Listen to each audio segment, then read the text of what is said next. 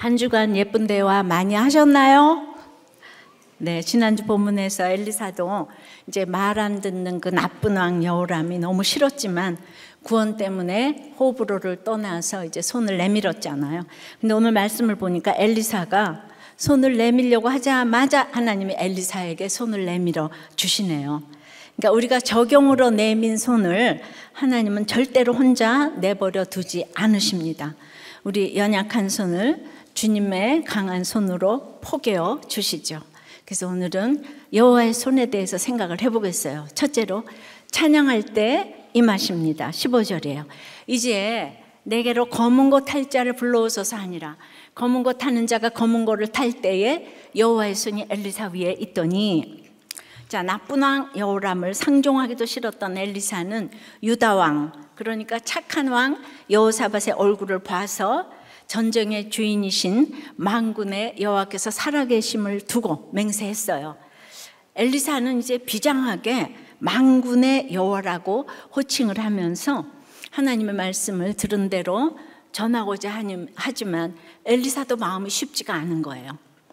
그 여호람이 자기 죄를 보지 못하니까, 그래서 엘리사가 네 부친 모친의 선지자 바알 아세라를 찾아가라고 하니까, 여호람이 내 부친 모친이 내 아버지 엄마가 무슨 죄냐, 여호와가 새 왕을 불러 모아 죽이려고 했지 왜 내 부모 탓을 하냐고 이제 했겠죠. 그러니까 죄를 보지 못하니까 엘리사와 하나님을 동일시 여기고 하나님 탓을 하니까 교회 탓, 큐티 탓, 목장 탓이 이어집니다. 사실 자신이 다 계획하고 물이 없어서 다 죽게 생겼잖아요. 그럼 이럴 때 자기 죄라고 인정을 딱 하면 되는데 인정을 하기가 싫은 거예요. 이 죄 보라는 얘기가 너무 싫어요. 다 여러분들이 계획해서 학교도 가고 결혼도 하고 다 그랬는데 죽게 생겼어요. 근데 그걸 하나님이 그랬다는 거예요. 그래서 자기 죄를 보는 사람은 죽은 자를 일으키는 것보다도 어렵다고 했어요. 이 쉬운 게 안 되는 거예요. 그런데 여호람이 최고 통수권자, 자기 나라 왕이잖아요. 그러니까 아합 때부터 그 아들 아하시아, 그 동생 여호람에 이르기까지 끊임없이 여로보암과 그 아합의 길로 행하며 악을 행하는 그들을 보며 물이 없어 죽게 생겨도 엘리사가 와도 여호람이 달라지지 않았어요. 여러분이 이런 상황이라면 구원의 손을 내미시겠어요? 야고보 사도도 엘리야는 우리와 성정이 같은 사람이로되라고 했지만, 그럼 엘리사도 마찬가지 아니겠습니까? 하나님이 기회를 주시고 또 주시는데도 귀를 막고 듣지 않으며 온 나라를 망하는 길로 몰아넣는 이 악한 왕이 너무 미웠겠죠. 뿐만 아니라 옆에서 우유부단한 여호사밧을 향한 무시도 생겼을 거예요. 여호사밧은 맨날 이렇게 눈치 보고 이러잖아요. 진짜 도움이 안 되는 거예요. 게다가 하나님의 말씀을 맡은 선지자이면서도 여전히 이런 인간의 성정을 버리지 못한 자신에 대한 이 자책도 컸을 거예요. 이런 온갖 악한 감정과 생각에 불이 엘리사 마음에서 타올랐을 것입니다. 저에게도 오랫동안 말씀을 들어도 안 변하는 정도가 아니라 목사님 때문에 힘들었다, 왜 죄를 보라고 하냐, 이렇게 여호람처럼 계속 탓을 하면 저도 맨정신으로 말씀을 전하기가 힘들죠. 여러분의 믿음의 분량대로 계속 저를 정죄하는 말을 수도 없이 듣고 지금까지 왔어요. 자기 믿음대로 이해가 안 되면, 어떤 분은 어떻게 감히 우리 어르신한테, 우리 어머니 아버지가 얼마나 나이가 많으신데 죄가 있다고 그럴 수가 있냐, 우리 어머니 아버지가 얼마나 수고하셨는데 그러니까 그런 얘기를 많이 들었어요. 그렇지만 구원의 사명을 위해 하나님이 이루어 가시는 구속사를 위해 이제 손을 내밀어야 하는데 갈등이 극심했을 거예요. 그래서 제일 먼저 한 요청이 검은 고를 탈 자를 데려오라. 이럴 때 필요한 것이 찬송이에요. 얼마나 마음이 요동쳤으면 그러겠어요. 엘리사의 마음이 이해가 됩니다. 그렇지만 마음을 가다듬고 찬송을 해야겠다고 생각하는 거예요. 저는 엘리사가 너무 지금 힘들어서 지금 이 얘기가 나온 거예요. 너무 힘들었어요. 근데 너무 여호람이 너무 미우면은 말씀이 안 나오잖아요. 악령에 시달리던 사울을 위해 신하들이 수금을 잘 타는 사람을 데려오라고 했고, 그때 다윗이 와서 이제 진정을 시켰잖아요. 예, 이때 이 찬양이 세상 음악이 아니고 이제 찬양이었잖아요. 예, 그래서 이렇게 여호와의 손은 찬양으로 임하니까 여러분들도 모든 문제가 이렇게 많을 텐데 오늘 이제 찬양하라고 그러니까 우리 또 찬양 한번 해보자고요. 자, 띄워주세요. 주 음성 외에는 참 기쁨 없도다. 날 사랑하신 주 늘 계시옵소서. 기쁘고 기쁘도다. 항상 기쁘도다. 나 주께 왔사오니 복 주옵소서. 주의 음성을 내가 들으니 사랑한단 말일세. 믿는 마음으로 주께 가오니 나를 영접하소서. 내가 매일 십자가 앞에 더 가까이 가오니 구세주 흘린 보배 피로써 나를 정케 하소서. 엘리사가 이렇게 찬양을 이렇게 하니까 제가 이번 주일에 찬양을 좀 해야 되겠다. 근데 너무 진짜 눈물이 나더라고요. 그러니까 여호와의 손이 엘리사 위에 임했어요. 곧 강력한 권능의 말씀으로 임해서 미워했던 사람이 이해가 되고 그를 미워하던 마음이 회개가 되고 힘들었던 상황이 해석이 되는 거예요. 그러니까 나를 정케 하시니까 내가 회개한 것만큼 말씀이 들리게 하셨어요. 한 가지 순종한 만큼 말씀이 깨달아졌죠. 그러니까 다른 사람이 보기에는 너무 형편없어 보이지만 그 사소한 적용과 깨달음을 주님은 지금까지 책임을 지셨어요. 여호와의 손은 나는 할 수 없어 할 때 임하는 게 아니고 나는 할 수 없어요. 이렇게 고백하며 오직 주님을 높여 찬양할 때 하나님의 강한 손이 우리를 붙들어 일으켜 세우시는 줄 믿습니다. 내 판단 생각이 아닌 오늘 내게 주신 말씀에 순종하는 것이 주님의 손을 꽉 붙잡는 거예요. 이때 주님의 강한 손을 통해 나도 살고 내 옆에 식구도 살고 이웃도 살아나는 줄 믿습니다. 적용 질문이에요. 요즘 꼴도 보기 싫은 인간이 있다면 그래도 내가 손을 내밀어 살려야 하지 않을까요? 사소한 적용이라도 해봅시다. 카톡이나 문자나 인사나 식사 초대 등요. 자, 힘들 때 생각나는 찬양은 있어요? 무엇입니까? 그런데 이제 청년부 시절에 목자와 목원 관계인 집사님 부부가 오랜만에 미취학 큐페에서 이렇게 만나게 됐어요. 그래가지고 이제 그 두 분이 지금 다 이렇게 부목자인데 그 옛날에 이제 목자했던 정 집사가 이제 반갑다고 자판기에 서 있는데 뒤통수를 한 대 쳤나 봐요. 그러니까 이 장 집사가 치니까 정 집사도 이제 한 대 치면서 기분 나쁜 표시를 하고 헤어졌다는 거예요.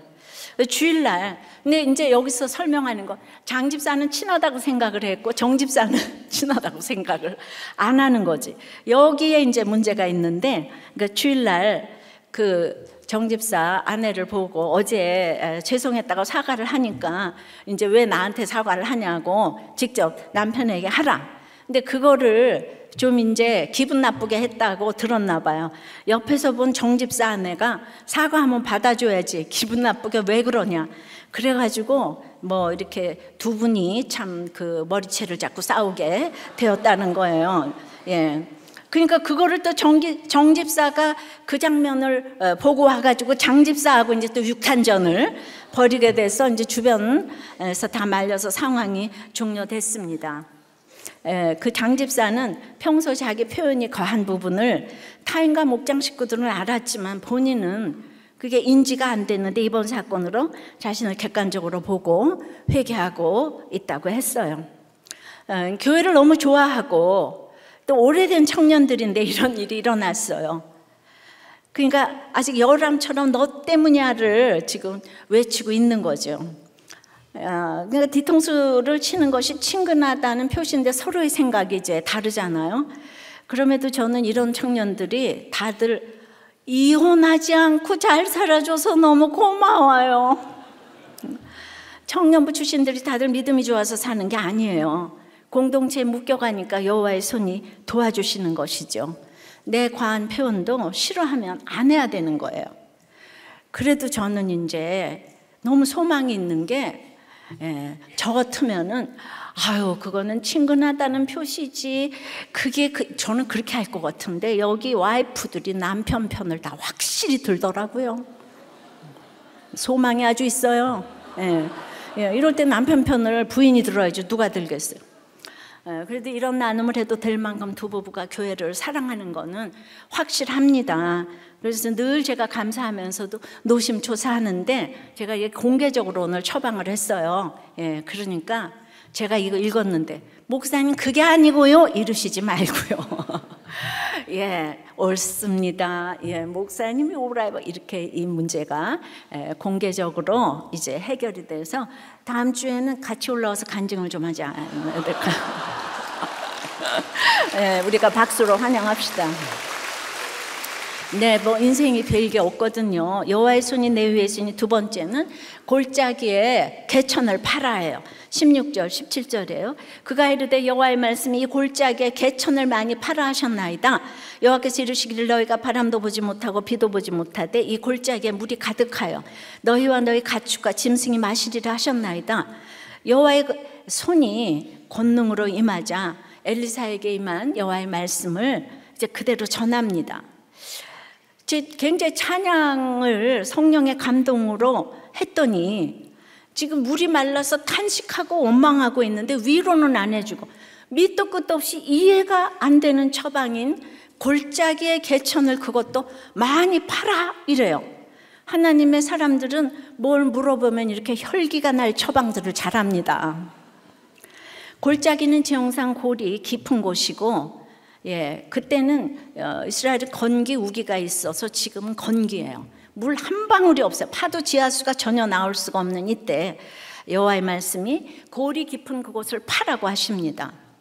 원어는요 골짜기가 주어예요. 그래서 골짜기로 하여금 웅덩이가 많이 생기게 할 것이라 이 말입니다. 파라 이거는 부정사 절대형인데 명령을 받은 사람이 혹시 순종하지 않을지라도 하나님의 행동으로 반드시 그건 파괴될 것이다 이런 뜻이에요. 그 말이 맞는 것이요. 남유다 북이스라엘 에돔 왕의 믿음이 다 제각각이잖아요. 그들이 믿음이 좋아서 골짜기에 파는 게 아니에요. 그러니까 우리가 너무 연약하거나 초신자이거나 불신자일 때도 오직 여호사밧 하나 보고 응답해 주실 때도 있어요. 그러니까 세계 역사를 하나님이 주관하시잖아요. 되셨죠? 너희가 골짜기를 파는 것 같아도 시작만 하면 하나님이 웅덩이를 만들어 주신다는 거예요. 그러니까 골짜기 파는 수고는 해야 되죠. 홍해바다의 지팡이는 돼야 갈라지는 거예요. 근데 우리는 믿지 못해서 그 시작도 못합니다. 그러니까 RSB 성경은 아주 본문을 아예 내가 이 건조한 개천바닥을 물이 가득한 웅덩이들로 만들 것이다. I will make 이렇게 얘기를 그런 의미로 이제 번역을 했어요. 자, 이건 어떻게 적용을 합니까? 앞이 하나도 안 보이는 골이 깊은 사람이나 환경에 개천을 그것도 많이 파라 그랬어요. 그러니까 내가 말씀으로 파고자 할 때 골짜기가 주어가 된다는 거예요. 내가 메마르고 골이 깊어서 쳐다보기도 힘들었는데 손을 대고 파고자 하니 그 골짜기가 물을 담을 웅덩이가 되게 하실 것이라는 거예요. 이 마른 땅에 개천 파는 적용이 얼마나 바보 같아요. 근데 결국 이 처방으로 다 살아났어요. 지금 전쟁 때문에 모였습니다.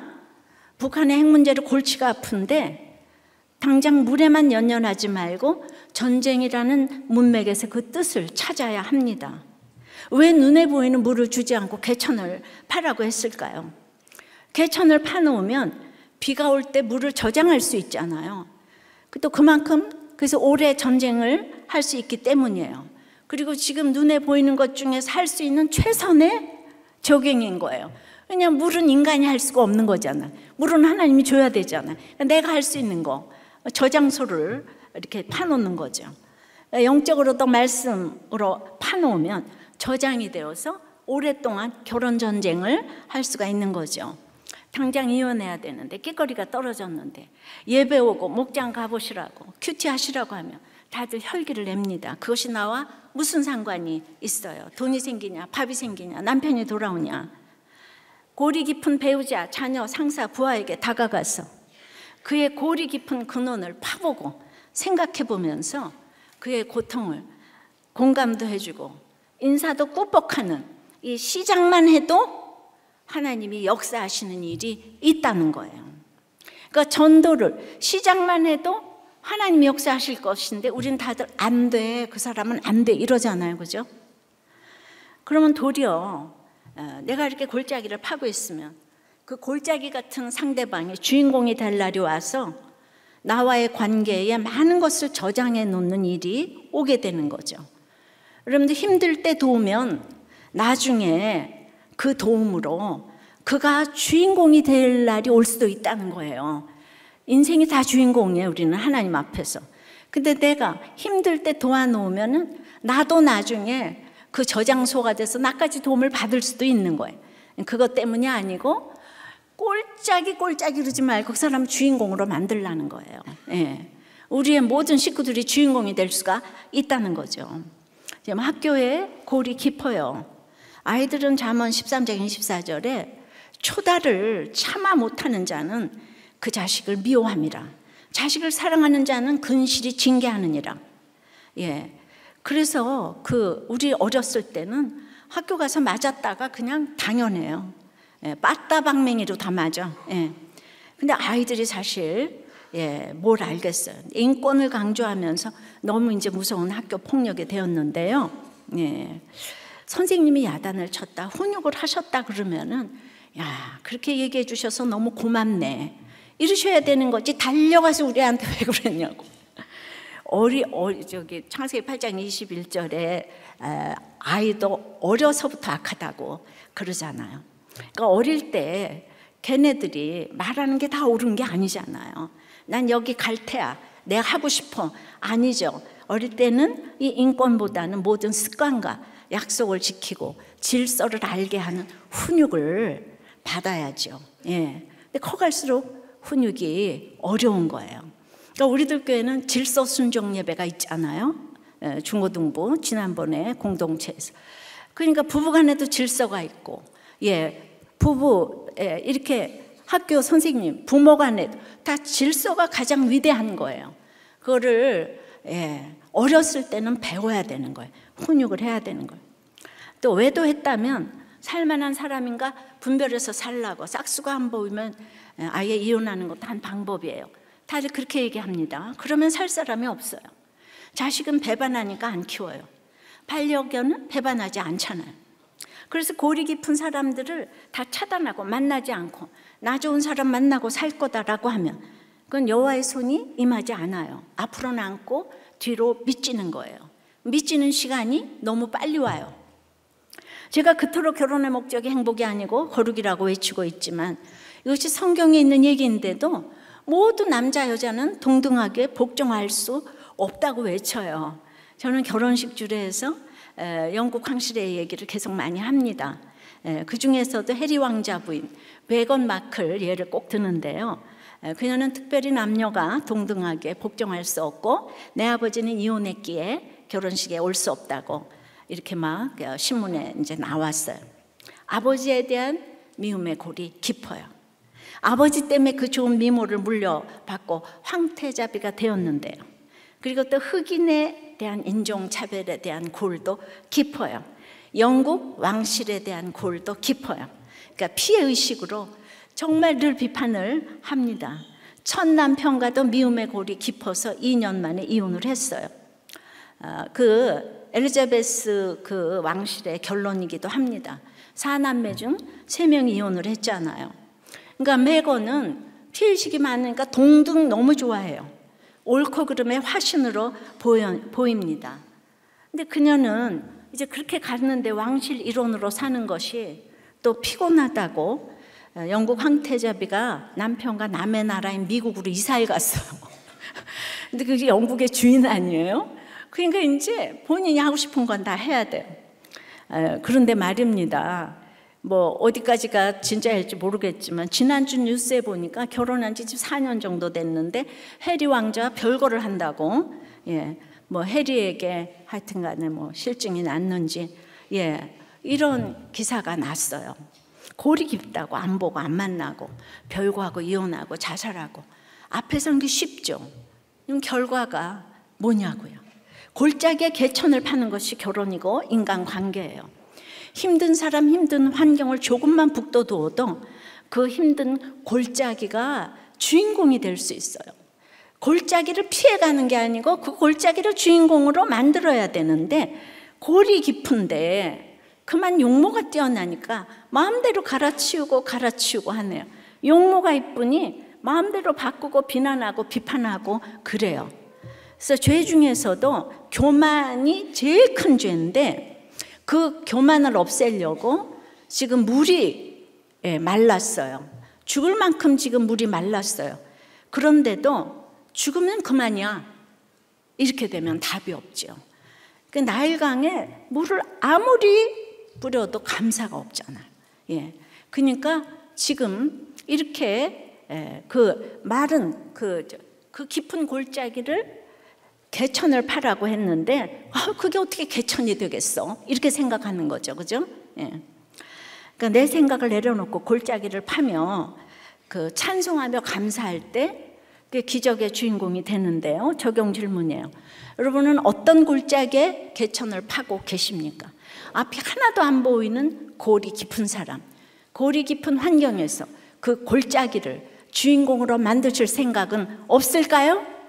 우리들 교회는 이런 골짜기를 주인공으로 만드는 사람들이 비교적 많기 때문에 이제 다들 가정이 이제 이렇게 합쳐지고 변하는 거죠.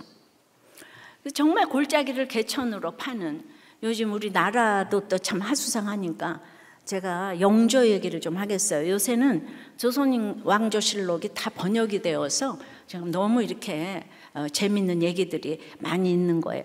이 천출 무수리 출신 세탁방에서 일하던 숙빈 최 씨의 소생인 영조가 조선 왕조 27명의 왕 중에 정말 참 가장 위대한 왕이라고 할 수 있는데요. 영조는 노론당의 군주고 이복형인 장희빈의 아들 경정은 소론당의 군주였기 때문에 영조는 너무 그 붕당 정치의 폐해를 알기 때문에 탕평을 필생의 사업으로 꼽았어요. 거기에는 아들도 예외가 아니었어요. 영조는 노론이고 세자는 소론의 지금 군주가 됐기 때문에 자기가 52년 동안 힘쓰니 탕평책이 유명무실하게 될까? 그 정신병이었던 세자를 죽이기까지 했잖아요. 그래서 그런 유명한 대사가 있잖아요. 너는 존재 자체가 영모야. 기억나십니까? 왜냐하면 얘가 아프니까 그래서 소론이 정권을 잡으면 얘를 허수아비로 세워서 이 붕당 정치가 52년 동안이나 한 게 무용지물이 될 거니까 자녀를 이렇게 또 객관적으로 봤어요. 그 노론을 임명하면 그 자리에 소론도 같은 자리에 임명하면서 있을 수 없는 적용을 하면서 끝없이 노력을 했어요. 조선 왕조는 이런 비천한 신분은 없죠. 그래서 어려서 사가에서 10여 년을 지내면서 서민의 아픔을 너무 알게 됐어요. 먹을 것이 없는. 그래서 세금을 감면해 주기 위해서 아주 거세게 반발하는 양반들의 그 세금을 걷는 균역법을 신설하고, 그거를 또 양반만 내라 그러면 안 되니까 똑같이 양반 백성이 세금을 내게 하기 위해서 여론조사를 무려 6번이나 하는 거 있죠. 양반 또 일반 백성 유생. 이 사람이 완전 큐티하더라고요. 큐티. 그리고 이렇게 감해주는 대신에 다양한 그 재원을 연구를 시켰습니다. 민원제도 신설해서 신문고를 설치해서 신분과 상관없이 북을 두들기게 했잖아요. 그러니까 이런 강력한 정치를 하기 위해서 영조가 행한 일은 누구보다도 검약한 삶을 살았어요. 왕실 진상품도 다 균역청 수입으로 전환하고 왕자 대군들에게 토지세를 부과하고, 그러게 사치풍조를 엄격하게 금하고, 저는 여인들에게 화려한 머리 장식 있잖아요. 가채가요 집 한 채 값이 넘고 거기다가 보석으로 치장하면 집 6, 7채 값도 된대요. 그 금하고 족두리를 쓰게 했는데 족두리가 또 화려해지니까 그걸 또 금했어요. 그랬더니 또 옷이 화려해지더래요. 그래서 또 중국 비단을 다 수입을 금지했대요. 그랬더니 국산이 또 화려해져서 무늬를 못 넣게 했대요. 그래서 이분은 이런 거 하려고 52년 재위를 했어야 되더라고. 이거 하다 보면 또 안 되고, 그래서 또 바꾸면은 영조부터 새 옷을 짓지 않고 그것을 비단 그런 무늬 다 빼고 3번씩 빨아 입고 기워 입고, 그 다음에 이제 주로 이제 무명으로 만든 잠옷을 입고 이불과 요도 한 채였고, 재위 52년 동안 궁궐에 석가래 하나를 새로 얹지 아니했다는 거예요. 그래서 가난한 선비 집안도 마음도 못했다고 하는데, 이 만국병인 금주령도 내리고 진짜 할 것을 다 했어요. 근데 지나고 보니까 본인이 이렇게 근신하고 초식에 무명옷만 입고 살아서 그런지 자기가 83세까지 최고로 장수했잖아요. 그러니까 지나고 보니까 그게 장수의 비결이었다. 정말 끊임없이 관심을 가지고 구체적으로 적용시키고 본인이 솔선수범을 하니까 위대한 정치를 했는데, 이 탕평책을 믿음이 아니고 법으로 하려니까 얼마나 힘들었겠어요. 27왕 중에 이걸 얼마나 힘들면 이 실시한 왕이 없겠어요.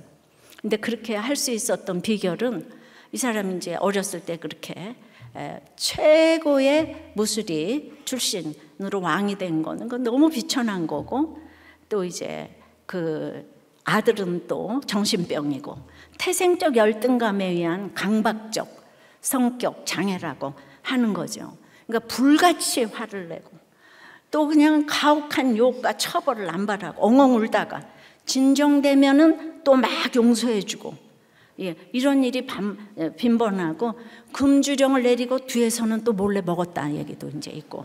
그러니까 인간이 완전하지 않잖아요. 그래서 영조가 불우했기 때문에, 그러니까 이게 구속사예요. 그러니까 가장 불우한 사람이 가장 국민을 위한 정치를 한 거죠. 그 성격 때문에.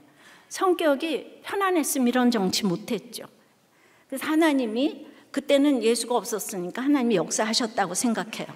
구속사의 주인이고 잘난 사람에게 여호와의 손은 필요하지 않지요. 저는 이런 왕이 있었다는 것이 일반 원청 가운데 하나님의 역사가 아니었나 싶습니다. 그럼에도 사후에 탕평이 유지하기가 이제 어려웠지만은, 그러나 이 골이 깊은 우리나라가 그 불과 지금 몇백 년 전이잖아요. 지금은 세계의 주인이 되어서 우리나라가 모두가 거할 웅덩이가 된 줄 믿습니다. 진짜 왜 이거를 큐티고 구속사라 그러냐 하면은, 그 사람은 왕이 되기가 너무 힘들었지만은 나중에 52년을 백성을 위해서 살았거든요. 그건 인간의 힘으로 못하는 거예요. 그래서 지금도 우리나라는 뿌리 깊은 지역감정, 붕당 정치가 내내 이어지고 있어요. 저도 이 영조를 생각하며 구속사의 큐티가 정말 유지될 것인지 관건인데, 영조를 보니까 그냥 그 왕이 하나 잘 살면 정말 중요하더라고요. 그래서 제가 잘 사는 게 제일 중요하겠구나, 이걸 날이 갈수록 느끼고요. 이 골짜기 같은 너무 골이 깊은 한국의 성도들이 세계를 살리는 주인공이 될 날을 기대하고 바라봅니다. 여호와의 손이 임하면 세 번째는 우리가 찬양을 해야 되고, 그 다음에 골짜기에 개천을 파야 되는 거예요. 골짜기처럼 도무지 골이 깊어서 내가 엄두가 안 나는데 개천 파고 있으면 세 번째는 작은 일을 넘어 큰 일을 맡기십니다. 18절, 19절에요. 이것은 여호와께서 보시기에 작은 일이라. 개천 파서 물 나오는 거. 여호와께서 모압 사람도 당신의 손에 넘기시리니 당신들이 모든 견고한 성읍과 모든 아름다운 성읍을 치고 모든 좋은 나무를 베고 모든 샘을 메우고 돌로 모든 좋은 밭을 헐리이다 하더니, 전쟁에 이기려면 당장 생축부터 먹일 물이 필요한데요. 그 물은요, 여호와 보시기에 아주 작은 일이래요. 주님 물 한 번만 주시면, 요것만 해주시면 하고 구했는데 그건 여호와 보시기에 작은 일이래요. 예배가 회복되면 대학교 붙는 거, 결혼, 사업, 직장 다 작은 일이래요. 나는 너무 목이 말라서 구했는데 그것은 모압을 이기기 위한 물이기 때문에 너 물 주면 더 큰 전쟁 준비를 해야 된다. 그 물 때문에 구원의 일을 준비해야 되는 거야. 전쟁이라는 문맥 속에서 나에게 물을 주셨다는 것을 기억하라는 거죠. 그러니까 여러분들이 원하는 물을 다 주셨으면 그 물로 지금부터는 진짜 전쟁 준비를 해야 되는 것이죠. 근데 그토록 원하던 신랑 주고 뭐 애들 대학교 잘 가게 하고 직장 가고 그랬더니 물장구 치고 진달래 먹고 이러면서 놀다가 다 잊어버린다는 거야. 물의 안주에서 내가 해야 될 전쟁을 다 잊어버리는 거야. 그래서 이것은 작은 일이라 그러는 거예요. 지금 물이 없어서 죽겠니? 물 내가 줘도 그건 작은 일이다. 제가 그러니까 우리가 직장을 구하고 배우자를 구하고 돈을 구하며 건강을 구하는 것이 오직 구원을 위해 쓰임 받을 수 있도록 큰 일을 구해야 한다는 것이죠. 저희 엄마가 저를 이제 일일이 돌봐주지 않았죠. 그럼에도 제가 소위 좋은 대학에 가고 또 시집도 잘 갔다고 했어요. 그러면 지금 생각하면 하나님께서 저 잘 먹고 잘 살라고 그렇게 해주신 게 아니잖아요. 근데 그걸 작은 일로 여기고 이 중요한 구원의 영적 전쟁을 해야 되는데 제가 안 하고 있으니까 하나님께서 저에게 이제 손을 보실 수밖에 없는 거예요. 그래서 그 작은 일에서 또 골짜기를 파야 될 시집살이 힘든 남편을 통해서 비천해지고 낮아지게 하셨어요. 구원을 위해서 그 잠시 그 대학의 물, 또 결혼의 물, 그거를 주셨는데 안주해버렸기 때문에 이 지금 큰 일을 위해서 저를 훈련시키신 것이죠. 배우자 놓고 아무리 기도해도 구원을 위한 배우자가 아니면 안 주시는 것만 못해요.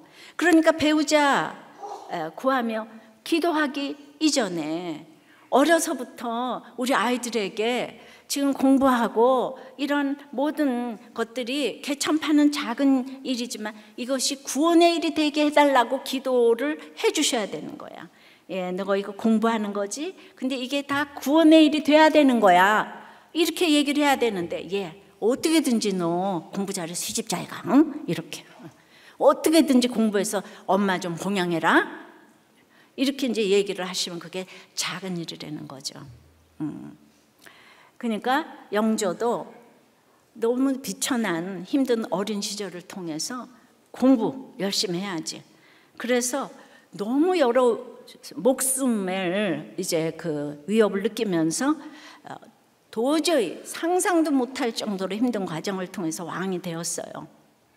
그 당쟁을 넘어서 왕이 된 거는 나중에 보면 당평책을 위해서 왕이 되게 하셨지만은 그 사람은 이제 왕이 됐으니까 그걸로 독재할 수 있잖아요. 그동안에 자기가 서름 받은 거 다 갚아야 되죠. 그랬는데 그렇게 힘들게 왕이 된 거는 작은 일이라는 거죠. 왕이 된 후에 본인의 영달보다 그보다 큰 나라의 구원을 위해서 평생 매진했다고요. 그러니까 52년을 평생 매진했어요. 그래서 이게 구속사라는 거예요. 우리가 그때 교회가 없었지만은 내가 작은 일을 주셨는데 그걸로 평생 이타적으로 산다면 그게 바로 구속사예요. 근데 나는 뭐 됐으면은 뭐 원했으면 그 다음에 나 잘 먹고 잘 살아야 돼. 이러면은 그게 이제 작은 일이라는 거죠. 생각하면 그러니까 그게 영조의 사명이었다고 생각하는데 그 사명을 진짜 평생 잊은 적이 없더라고요. 생각하면 개천 파는 일이 하나님이 보시기에는 너무 작은 일인데도 내가 보기에는 태산 같은 입시고 태산 같은 시집이고 결혼이고, 그런데 이제 그 태산 같은 일을 꼴짜기로 알고 내가 할 수 없으니까 나는 오늘 요만큼만 파는 거야, 그죠? 내가 어떻게, 내가 웅덩이 파놔도 물은 하나님이 주시는 거잖아요. 그러니까 할 수 없으니까 여호와의 손을 의지하는 거죠. 내가 할 수 있는데 무슨 뭐 이렇게 파겠습니까? 여호와의 손을 의지하지 않아요. 근데 그렇게 이제 팠더니만 나는 파는 신용만 했는데도 작은 일에 이제 물을 많이 주셨어요. 그 작은 일이 때마다 도저히 승산 없는 일 같았죠. 내가 어떻게 피아노를 칠까? 어떻게 대학에 붙을 수 있어? 내가 이 결혼을 어떻게 유지할 수 있겠어? 너무 골이 깊은 골짜기였기 때문에 열심히, 그래도 하나님이 파래니까 내가 하는 거는 홍해바다에 지팡이 되는 거 그거 하나밖에 없는데도 어떻게 개천을 팠나요? 오늘 20절에 아침이 되어 소재 드릴 때에 물이 에돔 쪽에서부터 흘러와 그 땅에 가득하였더라. 이제 소재는 빠지는 가루 제사잖아요. 이게 감사하고 아침 저녁 드리는 제사예요. 근데 하나님께 드리는 모든 제물을 총칭하는 말이기도 하는데요. 전쟁통에서도 그 세 나라의 군사가 모두 소재를 드리지는 않았겠죠, 그죠? 엘리사의 말씀으로 남유다의 군사는 드렸을 것 같아요. 근데 북이스라엘은 드리는 사람도 있었을 거고, 에돔은 또 전혀 안 드렸을 것이고요. 그런데 누군가 또 예루살렘 성전에서는 아침 저녁 드리는 것이 완전히 성전의 그 율법이니까 또 이 나라를 위해서 드렸을 거예요. 난 누군가의 그 아침의 제사와 그 소제를 통해서 하나님은 오늘 이 많은 말 중에서 아침이 되어 소제 드릴 때에 물이 가득했다 그러잖아요. 예배 드릴 때에, 큐티할 때에 여전한 방식으로, 우리가 여전한 방식으로 큐티하고 나누고 정말 말씀 듣고 하는 것이 얼마나 큰 일을 이룰 수 있는 비결인지 몰라요. 모두가 제사 드린 건 아니지만 내 옆에 엘리사가 기도하고 이 감사, 가루로 빠진 제사, 나라는 건 없어, 고운 가루가 돼가지고 그 소재 드리고 이렇게 엘리사가 전하고, 난 그 옆에 있었는데 아무것도 안 하고 슬퍼만 하고 있었는데도 부스러기 은혜를 받았네요. 그러니까 누군가 널 위해 기도하네. 오늘 이 모든 결론이 아침이 되어 소재 드릴 때에 도대체 뭐 은혜 받을 건덕지가 없는데 소재 드릴 때에 물이 그 땅에 가득하게 됐다 그랬어요. 정말 우리가 그 하루하루 개천을 팠더니 반대쪽에서 생각도 못한 그 물이 흘러와 가득하게 된 일들이 너무 많았어요. 그러니까 묵상하고 나누고 당신이 나보다 옳도다 이거 연습하면 삶에서 모두 이렇게 생수를 마시게 된다는 거죠. 그러니까 생각해 보니까 저도 우리 어머니 새벽기도 가서 늘 아침을 깨웠잖아요. 변소 청소하시면서 늘 기도하셨잖아요. 그래서 내가 그 어머니 아침마다 드리는 소재 때문에 제가 입시도 때마다 이기고 결혼 생활도 승리하게 하시고 남편의 죽음도 승리하게 하시고, 여전히 저는 골짜기에 개천 파야 하는 일은 천국 갈 때까지 해야 할 일이지만, 근데 그 모든 것들이 작은 일이라고 하세요. 그 일들을 지나가게 하시면서 오늘날 모압처럼 큰 사탄을 이기게 해주시는 역사가 일어나고 있다고 생각을 합니다. 여러분들이 골짜기에 개천 파는 거 난 못해, 여러분들 보고 변화시키려는 거 아니에요. 오늘 말씀 듣고 묵상하고 당신 나보다 옳아요, 그 한마디씩만 하고 가면 어느 날 작은 일도 주시고 큰 일도 주실 줄을 믿어요. 예, 날마다 꼴짜기를 내가 주인공으로 만드는 그 일을 하셔야 된다는 거죠. 예, 적용해 보세요. 내 인생의 목표는 작은 일이에요, 큰 일이에요? 이 작은 일에 취해서 구원을 놓치고 있지는 않습니까? 아침마다 여전히 큐티하고 예배드리고 목장 나가는 것이 가장 큰 일을 이루는 비결인 줄 믿으십니까? 사실은 맨날 똑같은 얘기를 하는 거지만은 맨날 들어도 여러분 어렵죠? 꼴짝이는 뭐야?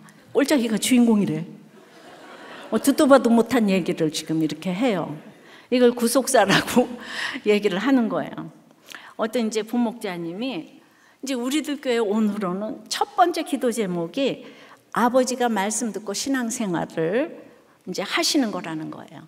근데 아버지는 정말 예수쟁이를 아주 굉장히 핍박하시는 분인데, 근데 이제 엄마하고 날마다 이제 다투시는 거예요. 엄마가 정리를 못 해가지고 늘 갈등이 일어나는데, 그럼 아버지는 분노를 주체하지를 못하신다는 거예요. 이 저장강박증인 사람하고 살면 인생이 힘들어요. 진짜 버리지를 못하는 사람들. 너무 크게 화를 내시곤 집을 나와서 천안에 사시는데 이제 고모네 아버지 친구네 집에 막 계시는 거예요. 이제 엄마를 용서를 못하셔서. 그래서 이제 저희 집에 오셨다는 거예요. 그래서 여튼 뜻밖의 이벤트로 아버지와 함께 이제 지난주 2부 예배를 드리는데, 아버지께서 말씀 한마디 한마디마다 공감하시면서 끄덕이시고, 목사님께서 농담하실 땐 같이 웃으시고, 그래서 가족, 부부, 형제들 때문에 근심이 있어서 이 자리에 앉아 있는 것이라면 그것은 여러분이 말씀이 들리게 하기 위해서 주신 사건이기 때문에 그들에게 감사해야 합니다 라는 말씀을 하실 때는 막 크게 공감하시면서 고개를 막 끄덕이셨다는 거예요. 그러니까 이 집사님은 순간순간 아버지의 끄덕임에 계속 은혜를 이제 받고 있는데, 예배 끝나고 나오시면서 야, 말씀 좋으시네 그랬다는 거예요. 옳은 말씀 하신다고. 근데 진짜 오늘 예화 하나하나가 제가 듣기에도 저희 아버지 맞춤으로 설교를 해주시는 것 같았다는 거예요. 예. 그러니까 그리고 이제 아버지께 천안 내려가시면 어머니가 집안 정리 하나도 이제 안 되어 있고 여전히 똑같을 텐데 화내지 마시고 아까 말씀처럼 고난 중 가족에게 말씀 들리게 해줘서 감사해 하십시다 라고 우스갯소리처럼 했는데, 아버지께서 가셔서 적용을 하셨다는 거예요. 집에 딱 도착하니까 여전히 집이 난장판으로 되어 있고, 어머니는 아버지가 혈기 부릴까 봐 잔뜩 얼어서 앉아 계셨는데, 여러분 이렇게 혈기 부릴 거 알아도 저장강박증이 있는 사람은 그게 안 돼요. 그거 알면서도 안 돼. 근데 아버지께서 우리가 왜 이래야 되냐, 이제 정리하라고 안 하고 정리 안 해도 돼요. 나하고 하나 둘씩 같이 정리하자고. 한 달이든 두 달이든 조금씩 정리하고, 이것들 쟁여둔 거 다 팔아봤자 몇십만 원도 안 할 것들 다 버리고 필요한 것이 있으면 내가 사줄 테니까 우리 다시 시작해 봅시다. 지금 이제 싸우고 나왔다가 들어가서 지금 사과하는 거잖아요. 당신 앞도 옳도다. 그러니까 아주 좋게 말씀을 하셨다는 거예요. 그러더니 일어서 보라고. 그랬더니 딱 엄마를 안아줬다는 거예요. 일어서 보시라고. 그 정말 저희 아버지가 정말 이분이 정말 그럴 뿐이 아닌데, 집안 정리하고 같이 성경 읽고 찬송 부르면서 살자고 하시고 어머니한테 성경 앱까지 설치를 해주셨다는 거예요. 진짜 세상에 정말 어떻게 이런 일이 있을 수가 있냐고. 저는 제 평생에 두 분이 포옹했다는 말은 들어본 적도 없고 상상도 못했는데, 아버지가 웃으시면서 목사님 말씀이 맞는 말씀이라면서 적용했다고 그렇게 말씀하시더래요. 내가 적용했다고. 예수쟁이 증오하셨던 분인데, 그러니까 누구는 처음 와서 이렇게 말씀이 좋다고 계속 이러시더니 가셔서 이렇게 적용하셨대요. 어떻게 생각하세요? 예? 근데 여기 아무리 댕겨도 내가 말씀이 안 들리는 사람이 또 많은데, 누구는 이렇게 처음 왔는데, 그러니까 내가 잘해줘야지가 아니라 말씀이 들려야 돼요. 그러니까 영조가 그 말씀이 없이 법으로 탕평책을 하고자 하니 그 사람이 얼마나 힘들었겠어요. 복음도 없는데. 그러니까 6번이나 여론조사를 하고, 생각할수록 영조가 힘들었겠다. 그래서 52년이나 살려두셨구나, 이 생각이 드는 거예요. 그래서 우리는 예배를 와야 되고 큐티를 해야 되고 이렇게 구속사 구원해 주시기 위한 말씀을 들어야 되는 거예요. 내가 저 사람을 사랑해야지 그렇게 해서 사랑하는 게 아니고 말씀으로 나를 깨달아야 돼요. 내 자신을 직면해서 내가 죄인이라는 걸 봐야지 와이프한테 당신이 옳아요, 이 얘기를 해주고 세상에 일어나서 안아주시기까지 했다니까. 오늘 진짜 놀라움이 있네요. 근데 그렇다고 다음 주에도 또 오시진 않으신데요. 왜냐하면 너무 멀어서. 종종 오시겠다고 하십니다. 주의 손에 나의 손을 포개는 적용을 하셨어요. 여러분들, 그러니까 안 돼가 아니라 이분 그냥 오시라고 한 번 했는데 달라졌잖아요. 이분 꼴짜기 같은 사람 아니에요? 꼬리 깊은 예수쟁이 증오한. 그런데 시작했더니 하나님의 웅덩이를 만드셨어요. 골짜기가 주인공이 되게 하신 거예요. 바로 이거예요. 나는 말도 하기 싫어, 절대로 안 올 거야, 이러지 마시라고. 오늘 말을 안 들어도 하나님이 하시겠다고 그랬어요. 골짜기를 주인공으로 만드실 분은 하나님이시라고 그러셨습니다. 그래서 우리가 골짜기에 개천을 파야 된다고 생각을 합니다. 여호와의 손, 말씀을 맺어요. 찬양할 때 임하신다고 그랬어요. 그리고 여호와의 손은 하나님이 하시는 장을 만들어 드려야 되니까 골짜기 같은 사람 환경, 내가 그냥 파는 거예요. 신용만 해도 하나님이 파주시겠다는 거예요. 하나님이, 내가 할 수 있는 게 아니에요. 네가 그거 하면 작은 일을 넘어서 큰 일을 맡기겠다. 오늘 하나님께서 이렇게 여호와의 손이 여러분들에게 임하시기를 바라고, 저도 그렇게 되기를 바랍니다. 찬양합니다. 이곳에 생명샘 솟아나 눈물 골짝 지나갈 때에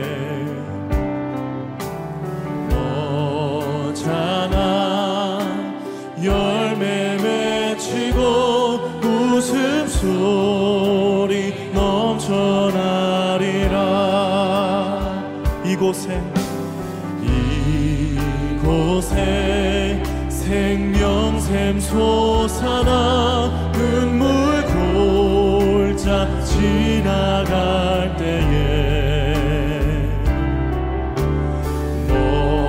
너잖아 열매 맺히고 웃음소리 넘쳐나리라. 꽃들도 구름도 바람도 넓은 바다도 찬양하라 찬양하라 예수를.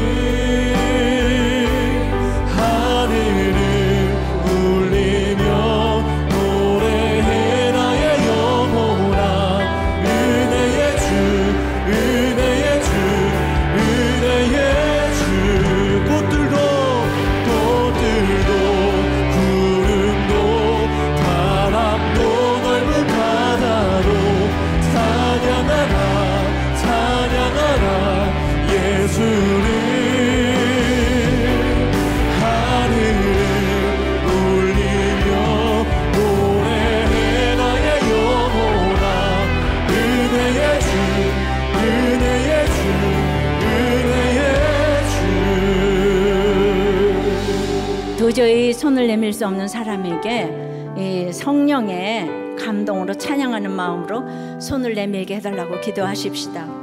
골이 깊은 사랑과 환경에 정말 개천을 파는 마음으로 그 나의 모든 골짜기를 주인공으로 만들게 해달라고. 여러분들이 하려고 하니까 힘이 들죠. 하나님이 주인공으로 만들어 주실 것인데, 그러면 그것들이 물을 담을 수 있는 웅덩이가 될 것인데 내가 하려니까 힘이 들죠.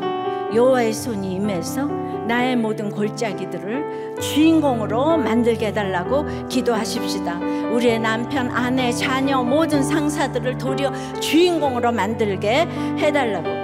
우리가 원하는 이 모든 작은 일에 취해서 큰일, 구원을 놓치지 않게 해달라고 기도하십시다.